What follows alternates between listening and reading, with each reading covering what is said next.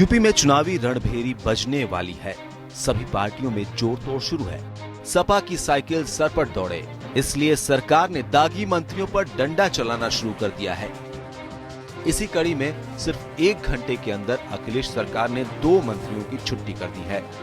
खनन मामले पर हाई कोर्ट के सख्त आरोप के बाद आरोपों में घिरे खनन मंत्री गायत्री प्रजापति पर अखिलेश ने डंडा चलाया और मुलायम के करीबी होने के बावजूद उनकी कुर्सी खिसका दी। तो वहीं 6 महीने पहले प्रमोट हुए पंचायती राज एवं पशुधन मंत्री राजकिशोर सिंह की भी छुट्टी कर दी गई।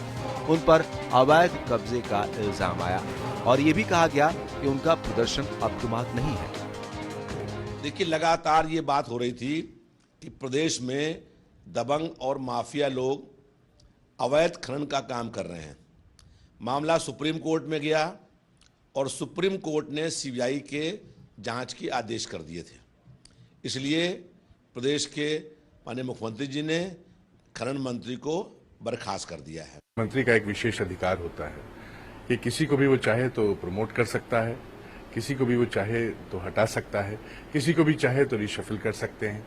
तो ये हर मुख्यमंत्री का विशेष अधिकार होता है। अब कुछ ना कुछ, कोई ना कोई शिकायत जो आप लोगों के चैनल के माध्यम से लगातार दिखाई जा रही थी और सारी चीजें आ रही थी, तो कहीं ना कहीं से कुछ मुख्यमंत्री जी को कोई खबर लगी होगी, कुछ पता लगा होगा, तभी उन्होंने इसके ऊपर कार्रवाई की है।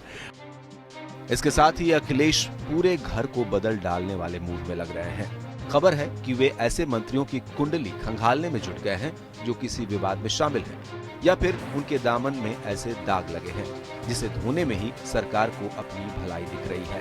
लेकिन 1 घंटे में 2 मंत्रियों की कुर्सी खिसक जाने के बाद भी विपक्ष सीएम अखिलेश पर निशाना साध रहा है।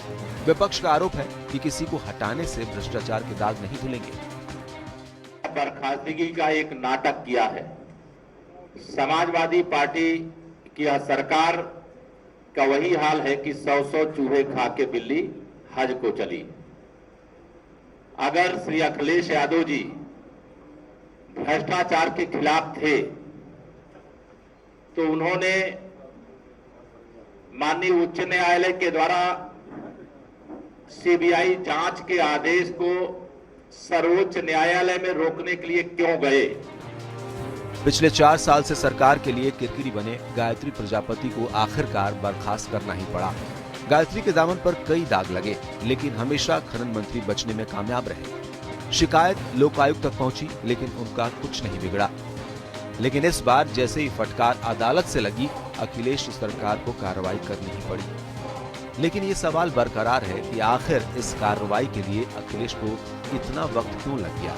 दरअसल अखिलेश को डर है कि अगर वे दागियों के साथ चुनावी मैदान में उतरेंगे तो कहीं लेने के देने न पड़ जाएं। अभिषेक पांडे, APN, लखनऊ।